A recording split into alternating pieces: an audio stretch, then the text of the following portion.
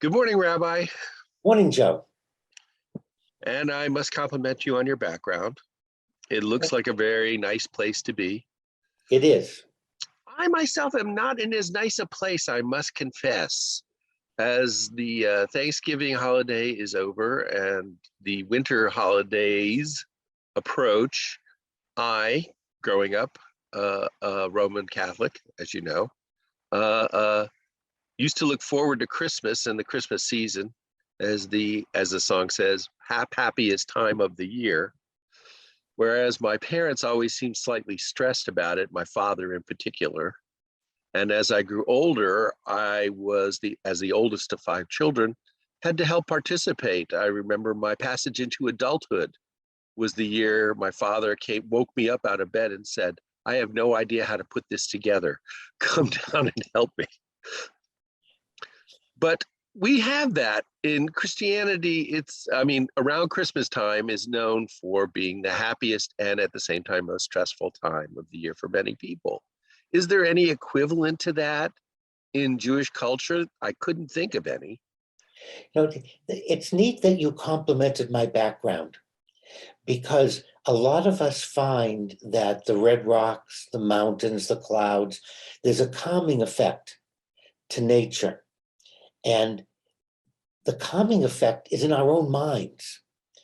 There's nothing about looking at beautiful scenery that has a medicinal effect. The effect is how we view it and how we think. And I think you're spot on when you mention holidays. Holidays in Judaism create the same anxiety, but the holiday doesn't create anything. We create it, we make it difficult, we set standards, we listen to other people, we watch television, we watch movies, and we sit there and go, oh, my family, oh, I wish my family was like that. Or is that a great Thanksgiving on the Hallmark Channel, and yet in my family there's bickering or people taking issue, and we set the stage for stress by buying into what doesn't exist. I love Disney. I loved years and years ago going to Disneyland in California, 40 odd years ago. Yeah. I enjoyed going to Epcot in Florida and Disney World in Florida. All of those were great imaginary places, and it's fun. However, we often mistake the imaginary for the real and think that we can create a Disney Christmas, a Disney Thanksgiving. And therein, Joe, lies the problem, that we are the source of our own stress. Because rather than looking at the holiday of Rosh Hashanah and saying, we're going to have the family over for a meal, and it's my family, and there are going to be some topics people may bring up. We want it to be pleasant, and it will be pleasant. However, someone may say something. Someone may make a comment about what I'm serving, that it was better last year, or that Aunt Minnie made better tzimmus. Okay, people are entitled to say that, and it may be true, it may be not true. I don't have to take umbrage. What we need to do is exert some self-control, Joe, and look at all these events that are coming and not set up a holiday that is unrealistic. And the television entertainment, it's unrealistic. This is a virtual background. I'm not sitting in Colorado. That's not my view out the window. And if I look out my window over the golf course with no leaves on the trees, and I look at this background, I go, oh, why do I have, there are no leaves on the, oh, I'm so depressed, I'm so sad. No, look at the golf course. Oh, look at the trees. Oh, but look at this wonderful background. This is pretend. Wouldn't it be nice to look at the background and enjoy it? Well, we could all have Christmas in Montana or Colorado, I suppose, although I noticed there's a lot more snow in my sister's backyard pictures this time of year. But How much of it is external versus internal? I know one of my memories, it's not necessarily my favorite memory, but one of my most vivid memories of a Christmas was my father going out at 11:30 at night on Christmas Eve, back because he looked around at the presents for all the kids and said, oh, there's not enough for my sister. And perhaps my youngest brother could have another something under there. So he ran out. He wanted to make everything balanced and perfect and nice. And that was his desire. And nobody was telling him that was a rule that he had to follow, although I have no idea what my grandfather used to whisper in his ear. But do we do it to ourselves? Yes, Joe, we do it to ourselves. And I'm also fascinated by people who say to me, oh my God, it's Christmas. I haven't done, and Christmas is coming. I think Christmas comes the same date on the calendar every year. Unlike our Jewish holidays that can shift as much as 30 days.